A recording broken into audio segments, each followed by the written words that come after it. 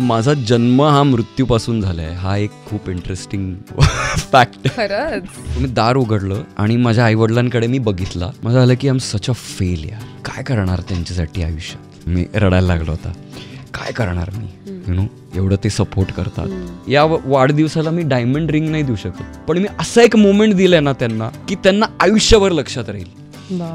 जेव्हा मी आरशात बघतो तेव्हा 1000 मला वाईट गोष्टी दिसतात स्वतःविषयी, पण ते 1000 वाईट गोष्टी बाजूला करून जे 2-3 चांगल्या गोष्टी मला वाटतात ते अप्रिशिएट मी करू शकतो स्वतःविषयी. आणि थँक्यू. अरे ज्ञानेश्वरी, थँक्यू यार. तू नेहमी जून विषयी तू एक स्वतःवर घेतलेस की त्याचं प्रमोशन करायला पाहिजे. Thank you so much. मला असं वाटतं नेक्स्ट टाइम तुम्ही मला घ्या प्रमोशन करायला.